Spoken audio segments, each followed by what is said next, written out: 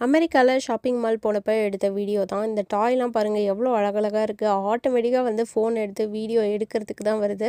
அதே மாரி ஷாப்பிங் மால்ல பார்த்தீங்கன்னா, இந்த கொரியன் கடை, ஜாப்பனீஸ் கடை இதுலலாம் இந்த மாரி வெண்டிங் மிஷின வச்சு டாய்ஸ வந்து அவங்க எடுக்க வைக்கிறது தான் அவங்களோட நோக்கம். ஆனா பார்த்தீங்கன்னா, 100 பேர் போட்டாங்கன்னா, ஒருத்தருக்கு தான் அந்த டாய் சிக்கும். அதுதானே அவங்களோட business trick. So soft toys பார்த்தீங்கன்னா, இந்த அளவுக்கு அழகழகா இருந்தது. அட்லீஸ்ட் நம்ம எல்லாத்தையும் வாங்கவே மாட்டோம் கண்டிப்பா. கேப்சராவது பண்ணிக்கலாம் அப்படின்ட்டு தான் இந்த வீடியோவ எடுத்தேன். ஒண்ணும் அழகழகா இருந்தது. ஸ்ட்ரிட்ச்சு, டைனோ, போக்கிமான், ஹலோ கிட்டி அப்படின்ட்டு ரகமா இருந்தது. அதில சின்னதும் இருந்தது, பெருசும் இருந்தது.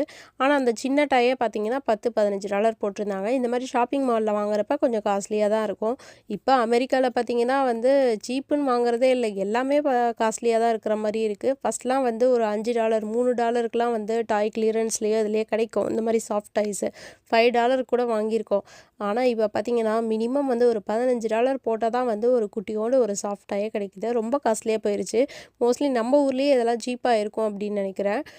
இந்த மாரி இந்த ஜாப்பனீஸ் கடை, அதே மாரி இந்த கொரியன் கடையில பார்த்தீங்கன்னா, அந்த குட்டி பொருட்கள்லாம் வந்து அவ்வளோ அழகா இருக்கு. காலேஜ் போற ஸ்டூடெண்ட்ஸு, ஸ்கூல் போற ஸ்டூடெண்ட்ஸு எல்லாம் இங்க சுத்திக்கிட்டே இருப்பாங்கன்னு வச்சுக்கோங்களேன். அதுவும் இந்த கடைக்குள்ள போயிட்டோம்னா, என்னோட பொண்ண வந்து கூட்டிட்டு வரதுக்குள்ள போதும்னு ஆயிரும். ஏன்னா, ஒண்ணா ரசிச்சு பார்த்துக்கிட்டே இருப்பாங்க. இது நல்லாருக்கு, அது நல்லாயிருக்கு. இது சூப்பரா இருக்கு மம்மி அப்படின்ட்டு நம்மளையும் சேர்த்து இழுத்து வச்சு பார்க்க வைப்பாங்க. ஆனா ரொம்ப அழகா தாங்க இருக்கும்.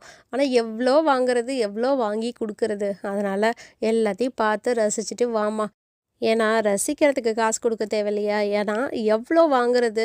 நெறையா வாங்கி குடுத்தாச்சு. வாங்கிட்டேவும் இருக்க முடியாது. அதுக்குன்னு ஒரு லிமிட் இருக்கும் இல்லையா? அதனால போதுங்கிற அளவுக்கு பார்த்துட்டு வா அப்படின்ட்டு விட்டாச்சு. அப்பயும் பார்த்தீங்கன்னா, அந்த கடையிலேருந்து ஏதாவது ஒரு பொருள் $2 தான், $1 தான் அப்படின்ட்டு எதையாவது ஒண்ணு வந்து எடுத்துட்டு வந்துருவா. ஆனா மோஸ்ட்லி வந்து நெறையாலாம் கேட்க மாட்டா. அவளுக்கே வந்து லிமிட் தெரியும்.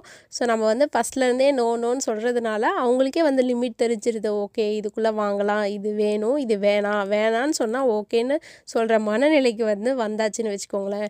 இந்த இடம் பாருங்க எப்படி இருக்கு. வெண்டிங் மிஷினா இருக்கு சுத்திலும். அதையும் வந்து ஆசைப்பட்டு தான் பார்த்துட்ருக்கிறா. போடணும்னு ஒரு வார்த்தை கூட கேட்கல. ஏன்னா போட்டாலும் வராது. அதனால தான். ஸோ இது பார்த்தீங்கன்னா, எரேசர் வச்சிருந்தாங்க. வெஜிடபிள் எரேசர் ரொம்ப க்யூட்டா இருந்தது. ஸோ நம்ம படிக்கிறப்பலாம் அப்படிலாம் இல்லையே அப்படின்னு ரொம்ப இதா இருந்தது. ஆனா என் பொண்ணுக்கு வாங்கி குடுக்கலையே. ஏன்னா ஆல்ரெடி நெறைய பொருட்கள் இருக்குங்க வீட்ல. அதையே நீ யூஸ் பண்ணு. இல்லாதப்ப வாங்கிக்கலாம், வேணுங்கிறப்ப வாங்கிக்கலாம் அப்படின்னு கூட்டிட்டு வந்தாச்சு. ஸோ நம்மளுமே வந்து இந்த மாரி கூட்டிட்டு வந்தா தாங்க அவங்களுக்கும் வந்து எப்படி செலவு பண்ணணும், என்ன அப்படிங்கிறது தெரியும். நெக்ஸ்ட் வீடியோல பார்க்கலாம். பாய்.